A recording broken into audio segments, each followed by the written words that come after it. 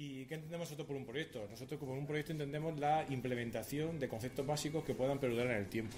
Es decir, que independientemente de quién sean las personas que estén al mando del club, esos conceptos perduren durante mucho tiempo y que sin que nadie los pueda variar. Y que no dependamos de la pericia o el compromiso de las personas que están a cargo del club para que esos conceptos sean utilizados, ¿no?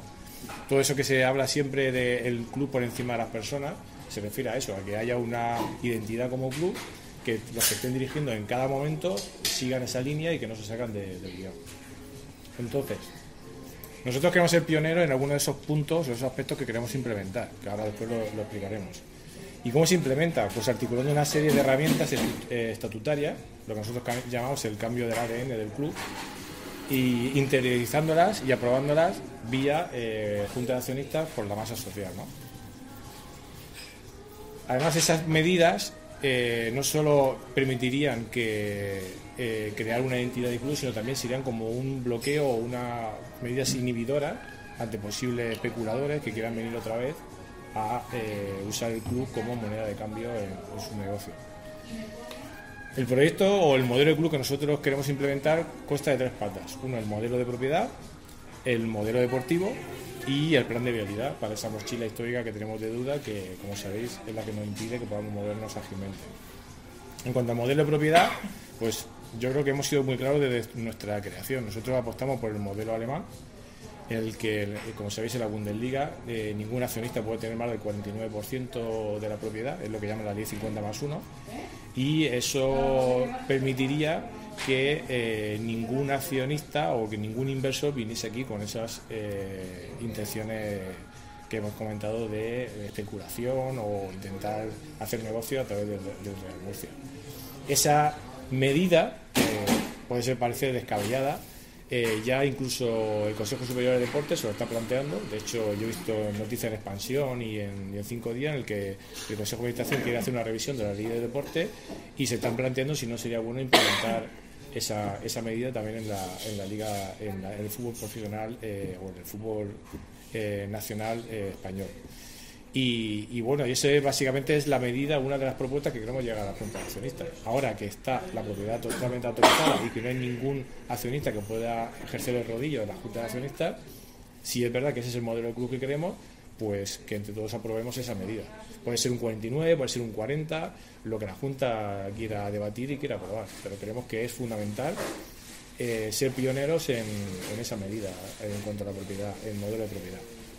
En cuanto al modelo deportivo, yo creo que nosotros tampoco vamos a inventar la rueda. O sea, hay cosas muy obvias y que creemos que hay que implementar, más allá de la urgencia que hay a día de hoy por solucionar el problema del día a día. Nosotros hemos estado en el Consejo y sabemos que el día a día del club te envuelve y es muy difícil mirar un poco a medio plazo, pero creemos que hay que implementar una serie de medidas que impidan volver a cometer los errores del pasado.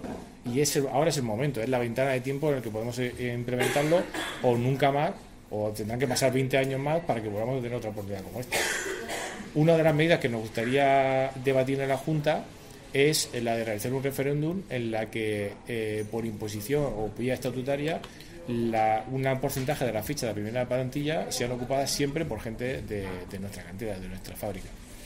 Y no queremos que sea tan descabellado. Hay modelos, no hay que irse ni siquiera al Athletic de Bilbao, hay modelos muy cercanos, como por ejemplo el del Yeclano, que está funcionando muy bien y que dentro de su dimensión de club y su categoría o su nivel está compitiendo muy bien con esa medida. Creo que recordar que, Xavi, corrígeme si me equivoco, que el Yeclano lleva años compitiendo a alto nivel, jugando playoff y tienen como requisito que al menos el 50% de su plantilla sean gente de la casa. Desde que bajaron de categoría, implementaron con el ayuntamiento una forma de proceder que les obliga a tener el 50% de la cantera en la plantilla. Y ellos al principio les costó porque no competían a lo mejor para meterse en playoff, pero ahora están compitiendo a máximo nivel y están quedando el año pasado primero, este año van sobrados otra vez, y el 50% es de gente de allí. Que no está muy lejos, no está ni el Eibar ni el Girona, está aquí al lado, ¿no? El Yeclano. Entonces, pues nosotros nos gustaría llevar como propuesta a la Junta que se debata si deberíamos realizar ese referéndum, no a nivel solo de accionistas, sino también de abonados, porque al final son nuestros clientes, son los clientes de la sociedad, y son también los que tienen que interiorizar esa propuesta, ¿no? Que luego, cuando tengamos partidos como el domingo pasado, en el que empatamos a 0, pero vemos jugando a un determinado número de sub-21, sub-23 y gente incluso que ha subido a la cantera, pues que no nos desquiciemos y empezamos a sacar los pañuelos, ¿no? Otra propuesta que tenemos dentro de nuestro modelo es que habría que crear ya una secretaría técnica que empiece ya a generar una base de datos de conocimiento y a definir el perfil de jugador tipo que queremos para nuestro proyecto, ¿no? Al final, sistemáticamente recurrimos a un director deportivo que trae su lista de base de datos, su base de datos interna de jugadores, sus representantes afines, y intenta ejercer de la mejor manera su proyecto. Pero al final si le va bien, estamos atados a que esa persona permanezca con nosotros, y si le va mal, pues se va él con su conocimiento, y al final nunca hay un conocimiento que se quede dentro del club, y creemos que es fundamental y no cuesta tanto empezar a crear esa infraestructura, puesto que ahora tenemos que competir con menos presupuesto y hilar más fino en la elaboración de nuestras plantillas. Empezar a generar ese conocimiento de club, de jugadores, y no solo a nivel de la categoría en la que estamos jugando, sino de categorías inferiores, que nos permita empezar a crecer en ese aspecto, ¿no? Reducción del número de equipos del fútbol base. Nosotros creemos que no queremos que la opción sea ser una mala imitación de los grandes canteras, ¿no?, nacionales, que al final lo que un poco estamos provocando es una generación a granel de jugadores. Nosotros apostamos por reducir drásticamente el número de equipos en las categorías inferiores, y que podamos invertir en una mayor formación, dar mayor valor añadido a esos jugadores, a esa selección de jugadores que permanezcan con nosotros en la estructura, y a partir de ahí tener una serie de convenios con clubes de la región en la que esos jugadores que no tienen cabida en nuestro grupo de selección o la selección de jugadores de nuestros equipos, de llegar a un seguimiento, y cuando lleguen a la edad senior, pues poder decidir qué hacemos con ellos, ¿no? Y creemos que eso es muy importante. Y por supuesto, una cosa que ha sido una obsesión nuestra, lo de la generación de una ciudad deportiva. Puede sonar ahora mismo de locos, ¿no?, y pensar tal y como está, que estamos al borde de la desaparición, pensar en la construcción de una ciudad deportiva, pero nuestra propuesta, hasta un punto en el que veamos si es viable o no es viable, tampoco requiere tanta inversión. Nosotros apostamos por una promoción privada de la ciudad deportiva, la generación de una sociedad que firme un convenio con el club y al mismo tiempo se presente a una concesión de uso de suelo público del ayuntamiento. Obviamente habría que hablar con el ayuntamiento y ver si están dispuestos, y una vez que se consigue ese convenio y la concesión de esos terrenos, elaborar un proyecto de ejecución y con un presupuesto determinado, abrir esa sociedad, el capital de esa sociedad, a todo aquel que quiera participar. Yo creo que la motivación de gente que invierte en un club de fútbol es diferente a la motivación de gente que invierte en un proyecto de este tipo, y aún así estaría abierto a abonados, accionistas, patrocinadores, empresarios y gente que quiera tener un retorno de esa inversión. Nosotros creemos que el convenio que habría que firmar con el Real Murcia sería, como está haciendo ahora mismo con las instalaciones de la OMU, pagar una cantidad fija anual por el uso de esas instalaciones como usuario prioritario pero no exclusivo, de manera que la empresa promotora de esa ciudad deportiva puede también explotar esas instalaciones, y llegar a un convenio también, dentro de ese convenio una variable dependiendo de los jugadores que pasen por esa ciudad deportiva, por la formación del club, y que en un momento dado el club venda y saque un dinero a través de ello, lo que llamaremos como un concepto de derechos de formación, ¿no? Por haber pasado por nuestra ciudad deportiva, pues cuando el club venda a ese jugador, aparte de esa aportación fija, que un porcentaje de ese traspaso pueda ir a capitalizar dentro de esa sociedad para que tenga retorno de esa inversión. Luego, quien participa en esa inversión, pues también tendría otro tipo de prestaciones, como los soportes publicitarios de la ciudad deportiva, que no recordemos que si son en los terrenos que nosotros nos gustaría, cerca del estadio, con el fin de aprovechar las sinergias con la infraestructura existente, pues estaría al lado de la autovía. la autovía, habría una serie de soportes publicitarios que se podrían utilizar, y bueno, está la cantina, o sea, hay una serie de recursos ahí por explotar dentro de una infraestructura como una ciudad deportiva, que creemos podría ser rentable para aquellos que inviertan en el proyecto. Y ya digo, hasta una fase en la que se consigan los terrenos y se elabore el proyecto y se sepa exactamente qué es lo que nos costaría hacerla, la inversión esto prácticamente es mínima, es nula. Simplemente tener la intención y las ganas de llevar el proyecto hasta esa fase. Y una vez que lleguemos a esa fase, pues ya veremos en qué punto estamos en cuanto al plan de viabilidad de Real Murcia y qué capital seríamos capaces de aglutinar para ejecutar ese proyecto. Incluso se podría ejecutar en fases. A lo mejor el primer año se ejecuta el movimiento de tierra y el vallado, el segundo año 1 o 2 campos de fútbol. O sea, tampoco nuestro proyecto no es ningún proyecto faraónico como hasta ahora han venido tanto Jesús Amper como Víctor Gálvez. Nuestro proyecto es un proyecto austero, de elaborar 2 o 3 campos de fútbol y usar la infraestructura que tienen los bajos del estadio para la inversión más cara, que es la obra civil, ¿no? Yo, si me permite un apunte, Sí, claro que sí. Enrique y yo dedicamos un tiempo, sobre todo en los inicios de la asociación, a visitar ciudades deportivas, y estuvimos visitando ciudades deportivas y viendo que una ciudad deportiva, y tenemos un ejemplo claro que es la del Granada, que es una ciudad deportiva que se había estado una ciudad deportiva súper maja. Esa ciudad deportiva se construyó por fases y se diseñó por fases, y se empezó con 3 campos que daban servicio al primer equipo, al filial y al división de honor o al juvenil, y luego al final se ha ido convirtiendo con el paso del tiempo en lo que es. Aquí sería hacerlo, es decir, no se trata es poco a poco ir haciéndolo, y además esta idea lo que permite es que hay empresarios que pueden querer no solo meter el dinero en la SAT, en el equipo, en el primer equipo, sino también en otra infraestructura como pueda ser la ciudad deportiva, que además luego servirá para potenciar lo que es al Real Murcia como club, porque al final de lo que se trata, y lo hemos visto y lo tenemos comprobado, que en los últimos años de donde ha entrado dinero, donde más dinero ha entrado al club, ha sido vía venta de futbolistas que se han formado en las bases. Pues si empezamos a crear esa infraestructura para el club que permita que, entre otras cosas, se evite que los chavales o los padres de los chavales decidan que su hijo está mejor fuera de Murcia o del Real Murcia que en el Real Murcia, pues las posibilidades de éxito en cuanto a la formación de futbolistas que luego puedan generar ingresos para el club aumentan, y estamos dotando al club de algo de lo que viene careciendo durante muchísimos años y generando un cambio que es muy necesario y que no se ha implementado.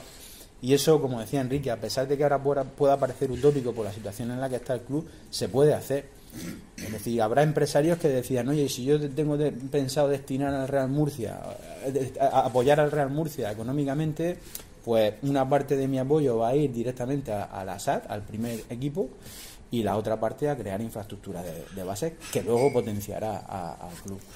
Y sobre todo porque este procedimiento es absolutamente seguro para aquel que invierta, porque al final se trata de una sociedad independiente a la SAT, que está libre de cualquier tipo de embargo o de peligro de liquidación, que su única finalidad es promover una infraestructura para explotarla.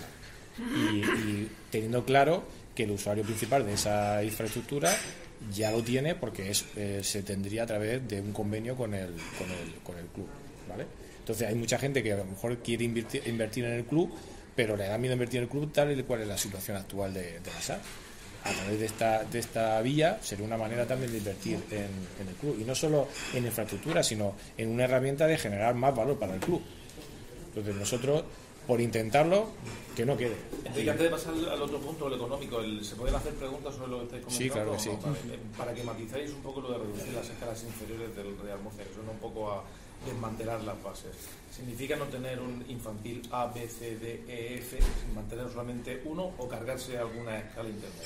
No, simplemente nuestra idea es mantener al menos dos equipos, el A y el B, en todas las categorías. Lo que pasa es que ahora mismo tenemos una cantidad de equipos en todos los niveles que creemos que a día de hoy no, un poco, permíteme la impresión, devalúan la marca Real Murcia, ¿no? Porque al final nosotros pensamos que esos jugadores que estén en la cantera, muchos de ellos deberían estar becados, no pagar cuotas, incluso o tener un tipo de incentivo económico y no económico, como un pago de estudios, en fin, otras prestaciones que en definitiva un número reducido que nos permita mimarlos y darle un valor añadido y darle cariño para que no tengan que emigrar a otros clubes en los que sí tiene ese tipo de... Una cosa que no me queda clara de esto de la ciudad deportiva, el plan es hacer eso sobre suelo público. Sí, señor. Suelo público cedido a una empresa privada para que lo explote. El caso ya lo tiene. El ejemplo claro. No. El ejemplo claro lo tiene Pinatar Arena. Pinatar Arena es eso. Es la concesión de uso de suelo por 30 años de un terreno que es municipal. Y eso está más que aprobado y legal. O sea, eso no hay ningún tipo de impedimento para hacer ese procedimiento administrativo. De hecho, hemos incorporado a la asociación un abogado de un bufete prestigioso de Madrid que está especializado en derecho en administración pública, en procedimientos administrativos públicos, y que nos va a ayudar a preparar ese...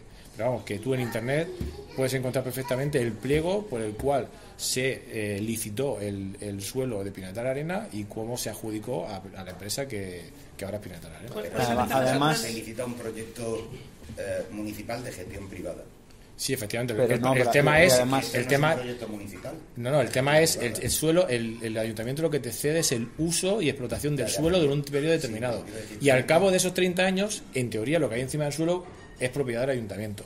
Mientras tanto, tú, como empresa privada, lo puedes explotar como tú quieras. O, el día antes de que termine la licitación, enajenar el suelo y pagar lo que en su día el ayuntamiento estime oportuno por el suelo. ¿Cuál es la idea? O sea, ¿cuál es la razón por la que entendéis que tiene que estar separada la base fiscalmente, con un CIF distinto para entendernos? No, la base no estaría separada. Lo que estaría separada es la sociedad que promueve la construcción de la ciudad deportiva. Es decir, el club, la actividad del club es competir en categoría nacional y formar jugadores, no promover infraestructura.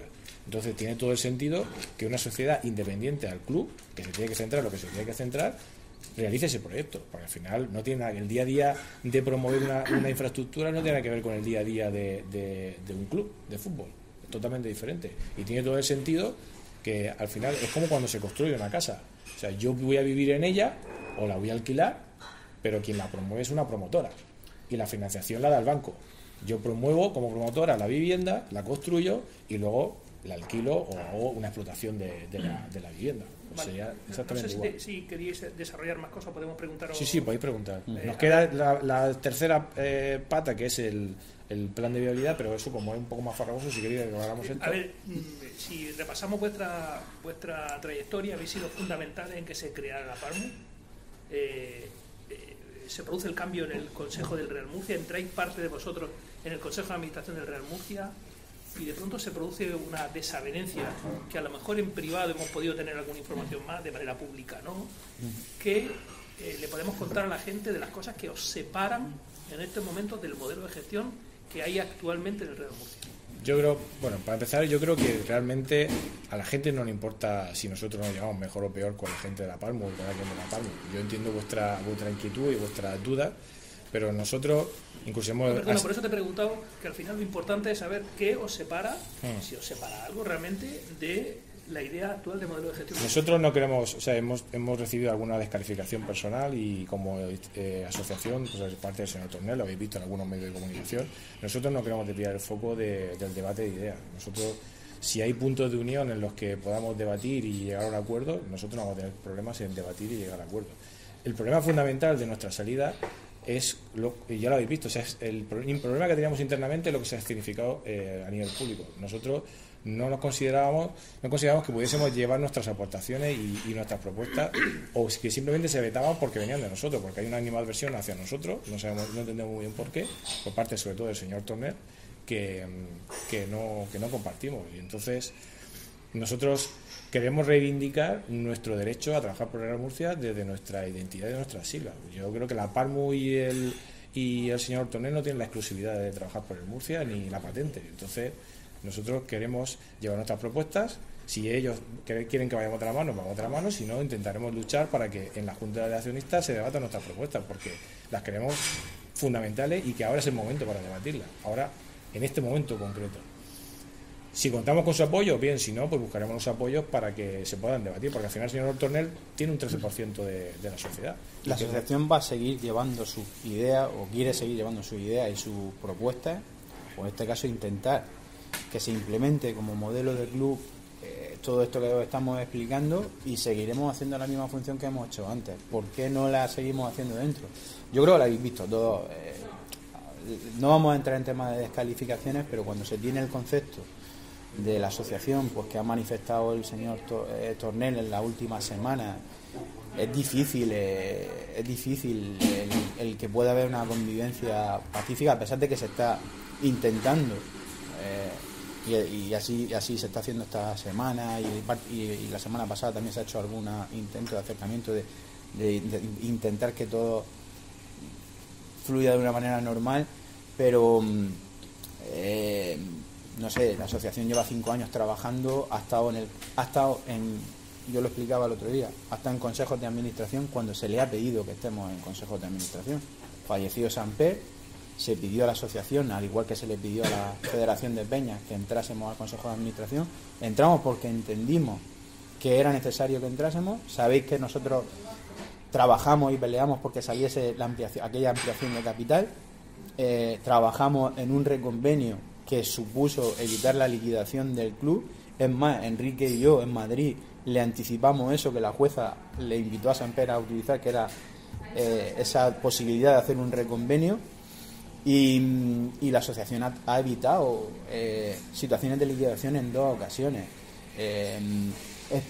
Si la asociación mantuvo representante en el consejo de administración después con Raúl Moro, fue porque ese consejo de administración o ese grupo decidió que todavía era necesario que se mantuviesen allí. Después esas personas salieron del consejo de administración por discrepancias, precisamente por cómo se estaban haciendo las cosas, que creo que es la mayor señal de transparencia que se puede dar. Es decir, oye, ya empezamos a detectar. Yo creo que no hace falta, o sea, no tenemos por qué justificar nuestra labor en los últimos 4 años. O sea, nuestro trabajo está ahí y no necesitamos que tengamos que reivindicarnos ni explicar lo que hemos hecho estos últimos años para que la gente sea consciente. Vamos, eso está ahí.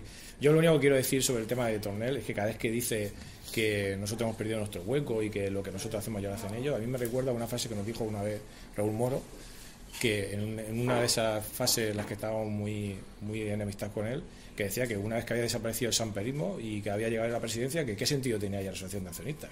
No sé, yo me planteo, ¿qué tendrá el poder? Que todo el mundo que llega al poder del Real Murcia, lo primero que se plantea es cargarse la asociación de accionistas. Y por otro lado, mi reflexión es, algo bien estaremos haciendo cuando todos los que llegan al poder, lo primero que piensan es cargarse la asociación de accionistas. Entonces, ¿Puedo comentar una cosa que es importante que quede clara a nivel deportivo? Bueno, todos vosotros conocéis la historia de Murcia, lo que ha sido a lo largo de 100 años, ¿no?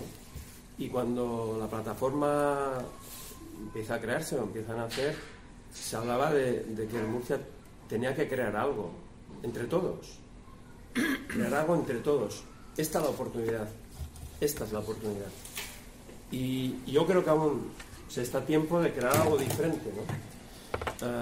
Hemos hablado de creer en la cantera. Esto a lo mejor parece, se comentaba, yo cuando hablaba muchas veces en la plataforma me tildaban de un poco iluminado, ¿no? Como una persona que habla cosas que no pueden ser reales, ¿no?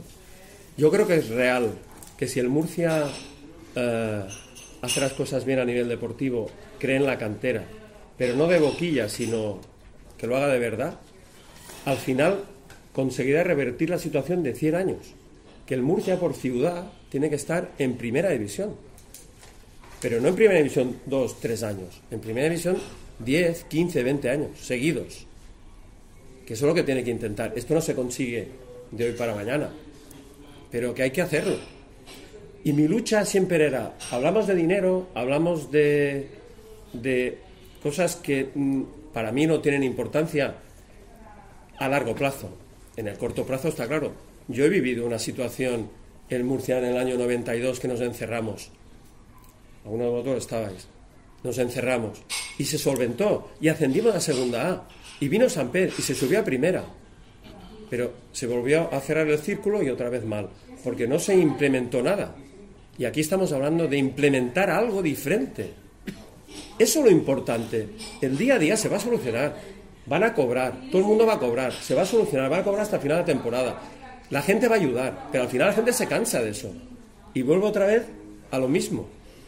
Hay una posibilidad, hay una oportunidad que le está pasando al murcianismo. Es importante, era difícil juntar muchas facciones y esas se juntaron y ahora se han vuelto a desgajar. Yo creo que lo importante es que vuelva a unirse para luchar por eso, por lo que estamos hablando. El tema deportivo es fundamental.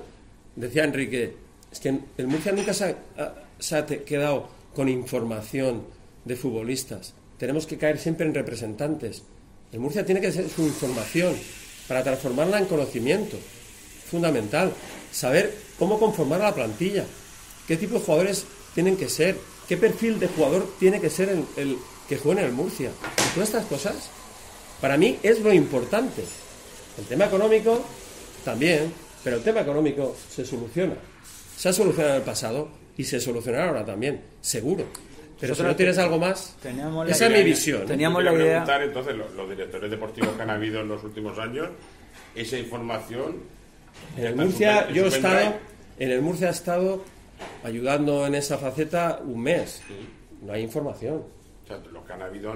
La información que puedes entrar tú en internet si contratas un tema de información. Pero la información puede estar en internet. Todos nos podemos meter a buscar Xavi, futbolistas. Yo me refiero a la labor que había de los directores deportivos. Me imagino que. No. Todos los informes de un año, ¿eso dónde está? No hay nada de eso. No hay nada de eso porque nunca se ha creado. ¿En un pendrive de alguno o qué? Sí, porque la gente, como no había nada, llegaba con su información. Lo has dicho, en el pendrive de uno, no del club, de uno. Y luego Xavi también insistió mucho y nosotros, por eso venimos tiempo caminando juntos, porque un poco confluimos en la idea.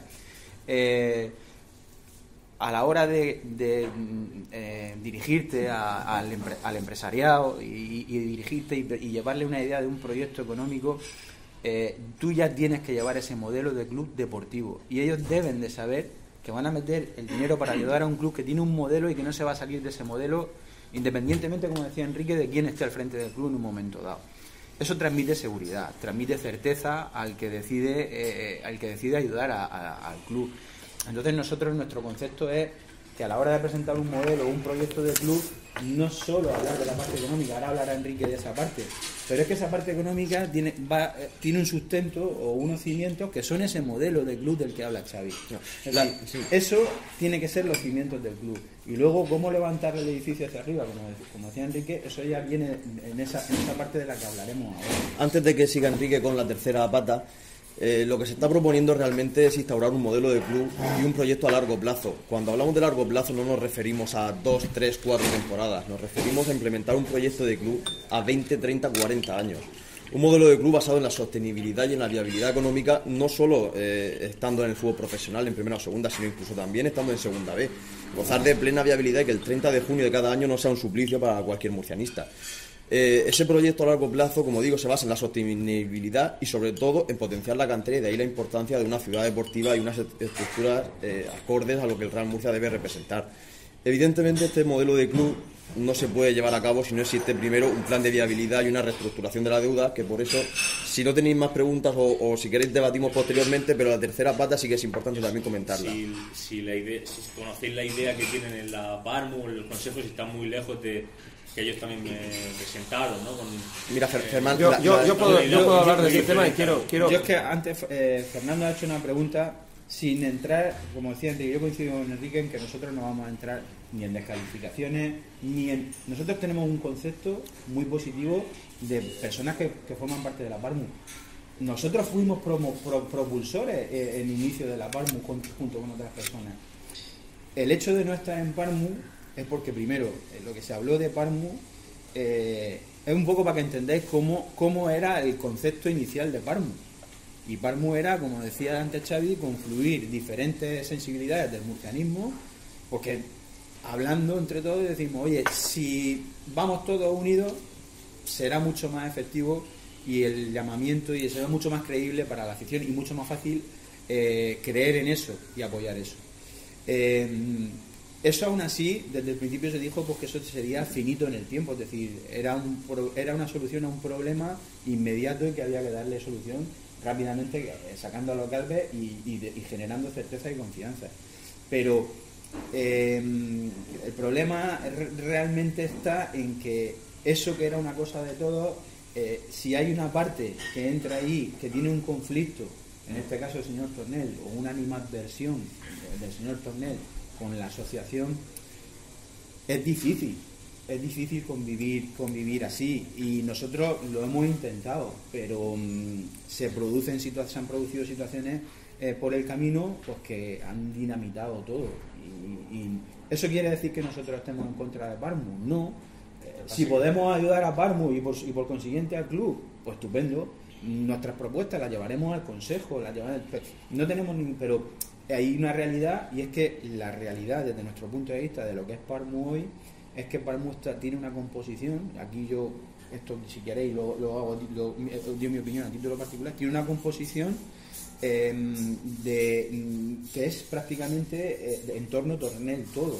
¿Eso qué hace? Porque si la Parmu en su mayoría ahora tiene gente que está relacionada con Tornel, y Tornel tiene ese problema con la asociación, pues vosotros entendéis que es difícil yo no personalizaría en la gente que compone la Parmu. Al final, si la Parmu consiente que Tornel proponga votar el mismo punto una y otra vez hasta que salga lo que él quiera, pues al final nosotros lo respetamos, pero nosotros por identidad propia no podemos trabajar en una herramienta que está al servicio de accionistas, de máximos accionistas. Independientemente de lo anterior, la asociación de accionistas tiene este modelo de club y este proyecto que evidentemente se va a trasladar al Consejo de Administración. Lo ideal sería, evidentemente, pues que el Consejo de Administración, Parmu y Asociación de Accionistas vayamos de la mano, siempre y cuando se cumplan unos mínimos requisitos, como por ejemplo pues debatir esta serie de propuestas e intentar llevar a cabo este proyecto. Que se puede debatir, por supuesto, la Asociación de Accionistas siempre va a mirar por el bien del Real Murcia, y si entendemos que estos puntos, no me refiero ya solo a los puntos de orden del día de la Junta, sino al proyecto de ciudad deportiva, al modelo de club que queremos instaurar, al proyecto a largo plazo.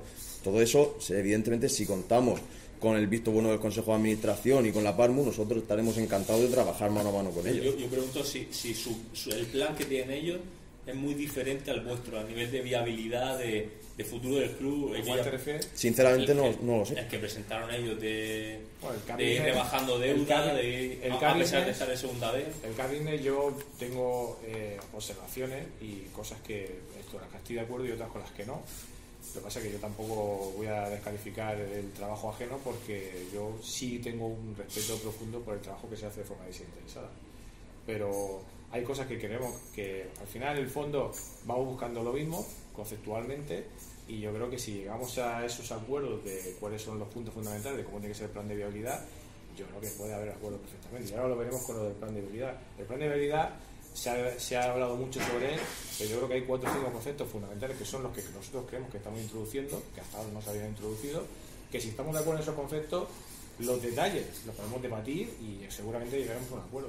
Pero el problema es cuando ya de primera dices que eso es una tontería y que eso no sirve para nada. Hay una cuestión, si tuviera aquí el señor Tornel se lo estaría diciendo también, y ya no que es una pregunta sino es una reflexión. Yo creo que el murcianismo no os va a consentir, ni a vosotros ni a Tornel, que os peleéis. Quiero decir, ha habido 26.000 personas que han puesto dinero en el Real Murcia. Es verdad que hay 1.500 o 2.000 que son de fuera de la región de Murcia, que han entrado por una cosa friki o por lo que sea, pero hay 21 o 22.000 personas de la región de Murcia que han puesto 10 euros o 1.000 euros en el Real Murcia. Y hay organizaciones muy potentes que se pueden permitir el debate y no se destruyen aunque haya debate. En torno al madridismo, al Barcelona, al Atlético de Madrid o a otros grandes equipos, ¿no? Yo creo que el Murcia tiene un equilibrio tan delicado que no, el murcianismo no va a consentir que os peleéis. Yo os lo digo a vosotros, que en mi opinión no sois culpables de lo que ha pasado, y se lo diría a Tornel. O sea, es que estáis obligados a entenderos y condenados a entenderos. Mira, Fernando, en ese sentido, a pesar de las declaraciones de la semana pasada, que entendés que para nosotros, después de 5 años trabajando, que en una regional nos llegó a llamar tontos. Nos llegó a llamar tontos. Nosotros podemos entender, podemos respetar porque Tornel tenga una visión de la asociación determinada y demás, pero él tiene que entender también que la asociación ha venido representando a mucha gente, a una parte del murcianismo que ha delegado en nosotros su confianza y demás, y que ha sido una herramienta de representación del murcianismo.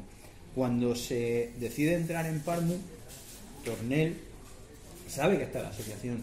Si hay discrepancias con la asociación, si no tolera la asociación, si tiene un problema con la asociación, ¿por qué se entra en Parmu? Porque nosotros también hemos tenido diferencias de criterio contra él, nunca le hemos descalificado hasta ese punto, pero cuando dijimos de ir todos a una, dijimos vamos todos a una, y lo que ha pasado, pasado está. Y si no hubiésemos sido capaces, o hubiésemos entendido que no somos capaces de trabajar con esta persona, no hubiésemos entrado. Lo que no puede hacer es entrar a Parmu sabiendo que ahí va a estar la asociación, se haga una votación, salgan 2 personas por votación y sacando una mayoría dentro de esa votación, resulta que salen 2 personas para entrar al Consejo de Administración que están dentro de la asociación, y cuando ves el resultado y ves que están dentro, intentar eso cambiarlo de otra manera porque no te gusta la asociación. Si no te gusta la asociación, pues eso a lo mejor habría que haber pensado si se tenía que haber entrado en Parmu en ese sentido, en este caso el señor Tornel. Dicho esto, ya ha habido diferencias. Yo la semana pasada hablé con varias personas porque lo dije en vuestro programa, yo tendía la mano al diálogo, a intentar conciliar y demás. Y de hecho, ayer mismo hablé con Francisco Tornel y esta semana tengo previsto que nos veamos con él y hablemos con él. Pero todo pasa porque la diferencia o los pensamientos que uno pueda tener nosotros con Tornel y Tornel contra nosotros, eso se deje de lado, porque yo sí que creo que realmente el ir todo unido, que no haya esta división y la confrontación es importante, pero el problema somos nosotros los que hemos visto en un momento dado, hemos visto y sentido absolutamente vetados, en este caso por su parte, y bueno, pues por la conformación que pueda tener Parmu en este momento, pues no sabemos si eso va a poder tener arreglo con el caso. De todas maneras, Fernando, yo sí que es verdad, estoy contigo y creo que la asociación ha tenido siempre altura de miras y creo que en este caso también lo va a tener, y nosotros todo lo que sea en beneficio del Real Murcia y para conseguir implantar nuestro proyecto y ideas que creemos que son fundamentales para la viabilidad del club, la asociación yo creo que siempre va a estar abierta a Parmu, a Tornel, al Consejo y a quien esté como máximo accionista del club para luchar precisamente por el Real Murcia y defendiendo al pequeño accionista como se ha hecho desde hace 5 años. Por lo tanto, la asociación no tiene ningún problema en sentarse, en dialogar y en llegar a acuerdos que entendamos beneficiosos para el club. Tiene que haber un respeto por ambas partes, evidentemente, y eso pasa porque el señor Tornel modere ciertos comentarios. No quiero que sigan porque dan muy mal baja en mi proyecto, nosotros donde no nos quieren no vamos a estar, pero no quita que nosotros sí podamos seguir trabajando y llegando a acuerdos puntuales con cualquier plataforma o cualquier herramienta. En su día lo hicimos con la FPMUR, hemos tenido diferencias también con la FPMUR y pues siempre que hemos podido hemos ido de la mano. Es decir, que nosotros, vuelvo a decir, reivindicamos nuestro derecho a trabajar por el Real Murcia respetando nuestra identidad y desde nuestras siglas, y no hay ningún problema en que si lo que proponen ellos y lo que proponemos nosotros hay puntos de unión y puntos de encuentro, que vayamos de la mano sin ningún problema, pero obviamente al final la Parmu se convirtió en un ambiente muy irrespirable, porque al final había tensiones personales y no nos sentíamos cómodos trabajando. Entonces yo creo que todo esto que hemos propuesto desde la Parmu hubiese sido difícil que lo que se hemos podido proponer, porque ya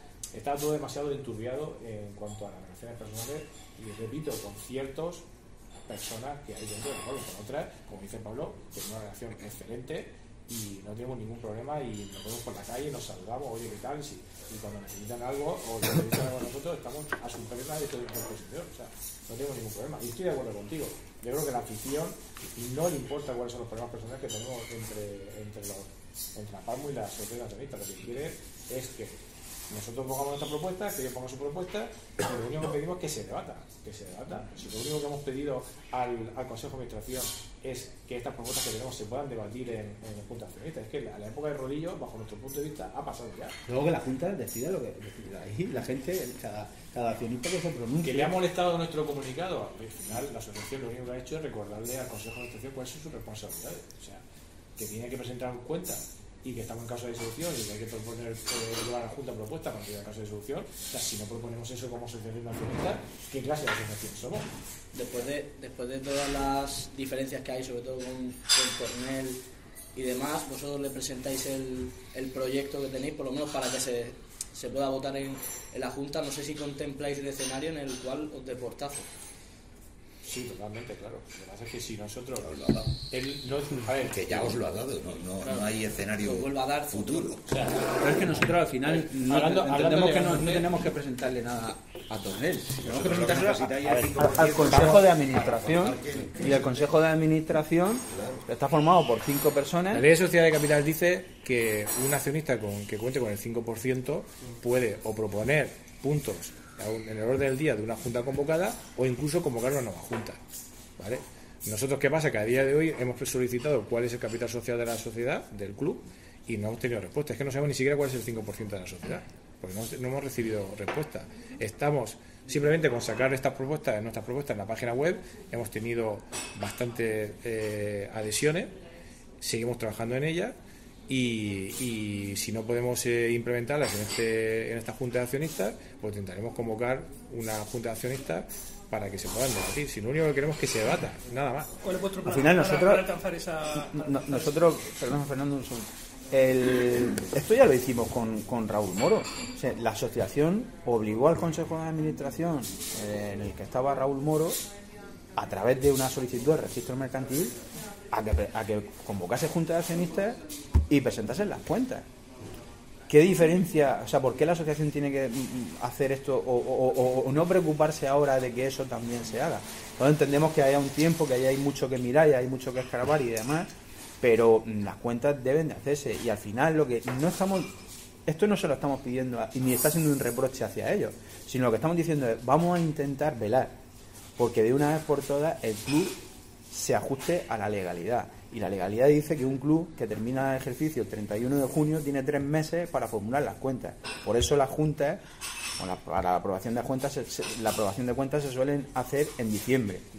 Eso viene incumpliéndose sistemáticamente por unas causas o por otras. Bueno, lo que nosotros decimos no es que le estamos haciendo un reproche a este consejo, ni muchísimo menos, bajo ningún concepto. Lo que estamos diciendo es: oye, vamos a debatir, vamos a someter a aprobación de la Junta el hecho de que estas cuestiones de una vez por todas se acaben.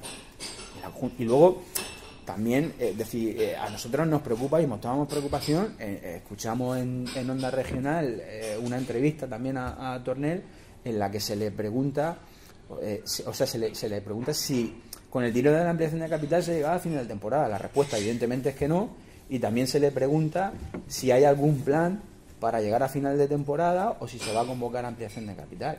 Ampliación de capital dijo que no, de momento, y el plan para llegar a final de temporada, pues bueno, pues que vamos a ver si a través de patrocinio está, pero es que nuestra preocupación es: vamos a seguir en esta línea de vamos a llegar siempre sufriendo para llegar a final de temporada, o vamos a pensar en un proyecto mucho más allá. Y lo único que hacemos es decir: este es nuestro modelo, este es nuestro proyecto y este es nuestro plan de viabilidad.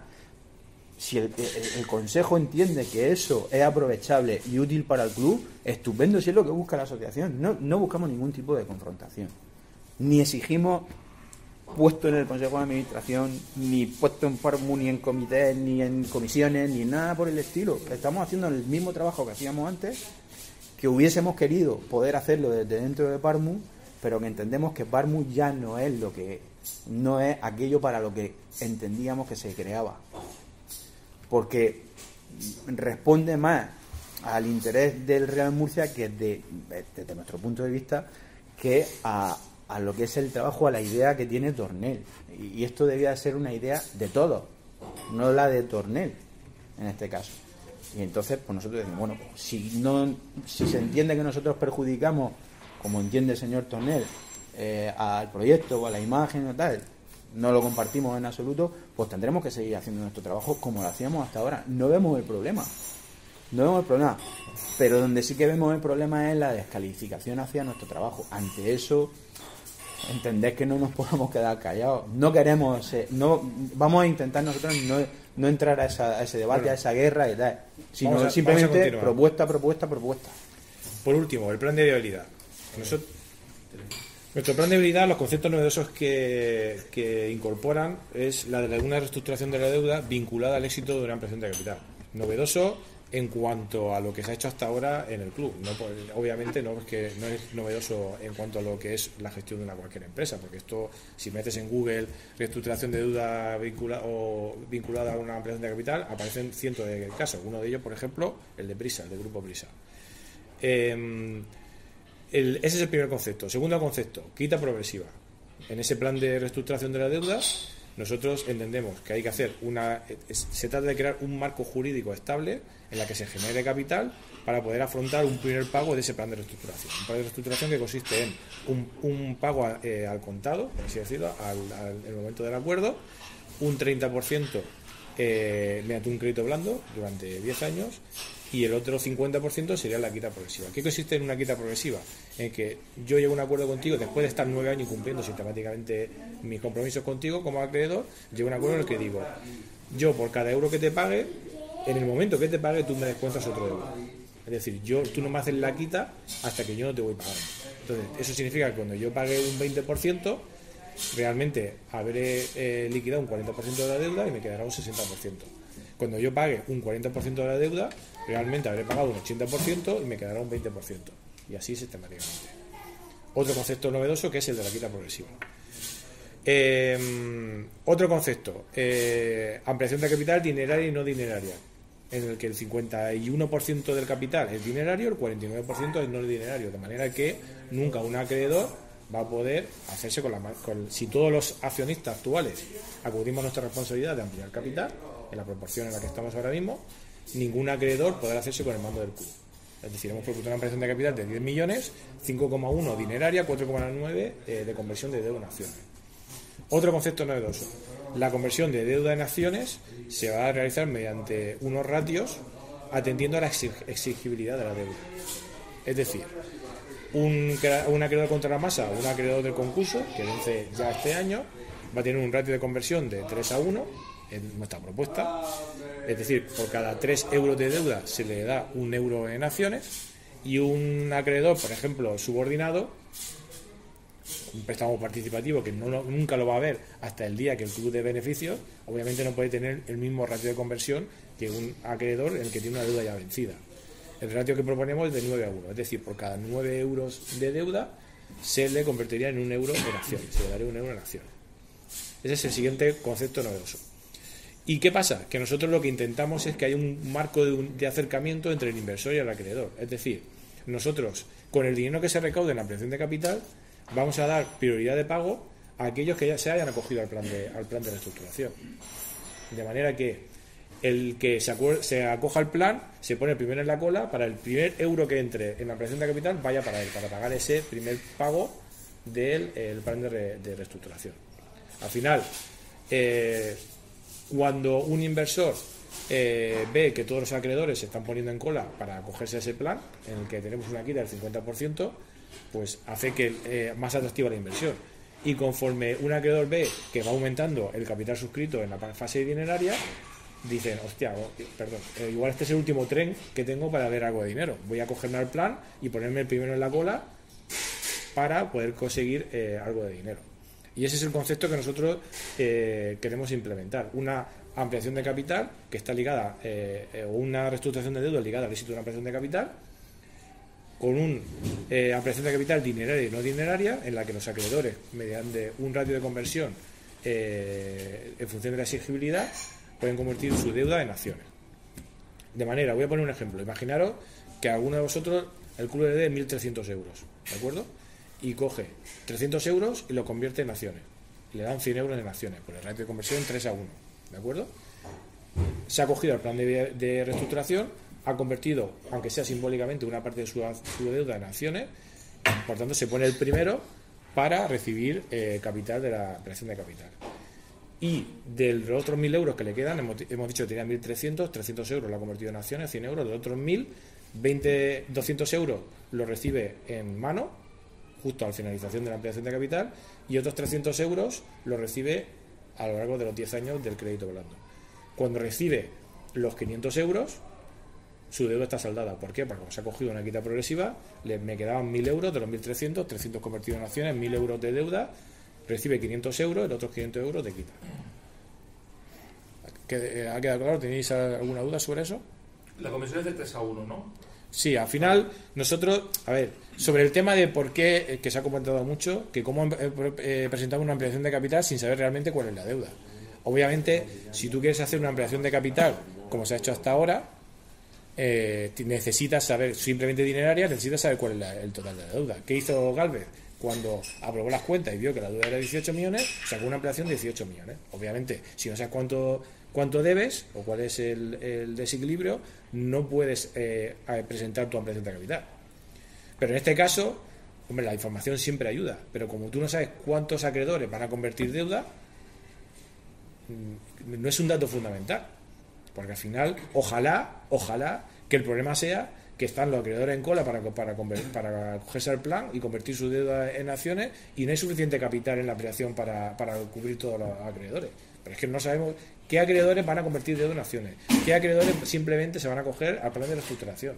Por tanto, es un dato que ayuda, pero si no lo tiene tampoco es fundamental, y la realidad es que ahora mismo necesitamos capital y creemos que es una buena idea. En cualquier caso, si estamos de acuerdo en un plan de reestructuración vinculado al éxito de la ampliación de capital, si estamos de acuerdo en el concepto de deuda progresiva, de quita progresiva, si estamos de acuerdo en hacer una ampliación dineraria y no dineraria en el que el capital dinerario sea el 51% o siempre superior al capital no dinerario, y si estamos de acuerdo en establecer unos ratios de conversión, seguro que llegamos a un acuerdo. Podemos debatir sobre los ratios, si son altos o son bajos.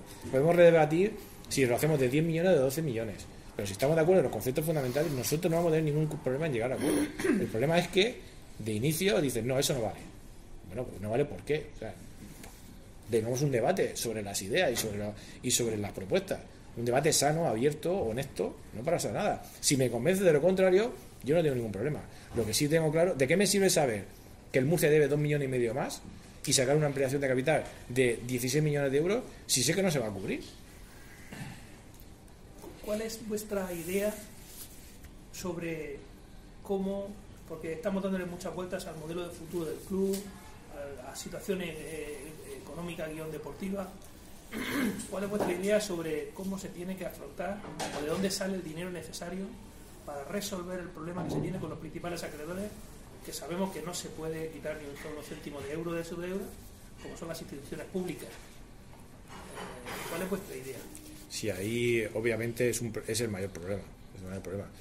Y hay que afrontarlo en paralelo con este plan de viabilidad que está enfocado sobre todo a la deuda privada. La deuda pública, nosotros que también no hemos entrado con Hacienda y Seguridad Social, no sabemos a día de hoy cómo están las negociaciones, porque obviamente esa información no la tenemos, pero Hacienda lo que te pide, primero, que cumplas con el corriente, está clarísimo, y eso creo que ya se está haciendo, y segundo, está dispuesto de primera a hacerte un plan de reestructuración, pero te pide que garantices de alguna manera los aplazamientos, y yo creo que ahí está el mayor reto.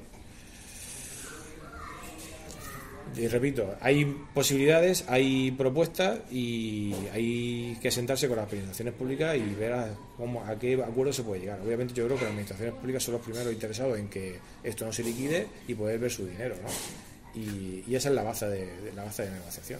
Yo creo que también, nosotros insistimos mucho en todos estos meses atrás en que, y yo sigo pensando que es muy necesario. Es decir, el otro día comentaba, ampliación de capital ahora que está atomizada la propiedad. Más que hemos insistido nosotros en el concepto de atomización y que hemos luchado porque eso, llevamos años pidiendo eso. Y eso está bien realmente, pero la realidad es que el dinero que se ha conseguido en la ampliación de capital, en esta ampliación de capital, que ha sido un éxito por el poco tiempo que se ha tenido para poder dar certeza y demás, y lo que se ha conseguido, y ese llamamiento social que se ha hecho y cómo hemos llegado a tantos sitios, ha sido una maravilla. Pero la realidad es que el dinero conseguido no da ni para llegar al mes de febrero. Y la realidad es que hace falta dinero. El trabajo que se está haciendo, que está siendo muy bueno, está muy bien, pero está haciendo un trabajo sobre todo ahora de ahorro en costes. Pero el club no solo necesita ahorro en costes, necesita también conseguir capital. Él lo ha dicho, como decía Enrique. Yo creo que a la gente hay que con la gente hay que ser muy clara. Y la gente tiene que entender de alguna manera que el Murcia no necesita 1 millón, no necesita 2 para llegar a la final de temporada. El Murcia necesita en torno a 10 millones de euros. Y esa, o si queremos ir sobre seguro, mínimo 6 millones de euros. Mínimo 6 millones de euros. Para poder afrontar las obligaciones, para poder cumplir con todos estos compromisos, etcétera. Necesita un plan de previsión y necesita que tengamos presente de que no nos pongamos la obligación del ascenso. Es decir, tú tienes que tener tu plan siempre pensando que vas a estar en segunda vez. Que luego subes a segunda vez, estupendo, pero esa losa que Xavi muchas veces comentaba, tener a los futbolistas, a la plantilla con la losa de la obligación del ascenso, siempre nos va a perjudicar.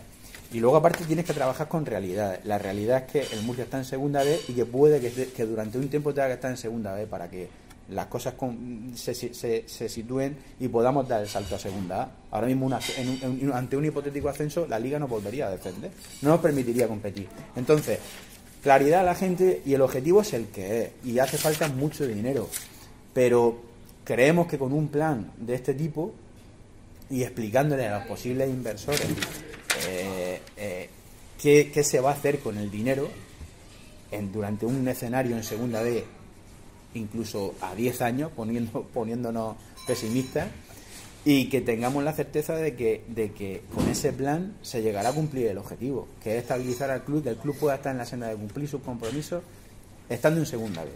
Que ese sería el mayor éxito. Ese sería el mayor éxito. Y por último, pero tienes que explicar y ser claro a la gente. Hace falta mucho dinero. Pero también hace falta un proyecto, un plan de reestructuración, un plan de viabilidad. Y esa es nuestra propuesta. Debatible, por supuesto. Esa es nuestra propuesta. Luego podemos confluir en muchas ideas con la Parmo, con el Consejo, con quien sea. Y por terminar el círculo e ir a lo que hemos dicho al principio, implementación de conceptos básicos. Es verdad que crear un código ético es difícil, es complicado y requiere de mucho tiempo. Pero entre no tener nada y tener algo que por lo menos te filtre, que ningún delincuente te represente a nivel institucional, yo creo que hay un cambio sustancial. Aprobación del cambio del artículo 34 porque se aprueban los presupuestos del club. A día de hoy el artículo de los estatutos por el que se aprueba por el Consejo de Administración los presupuestos para cada año está obsoleto.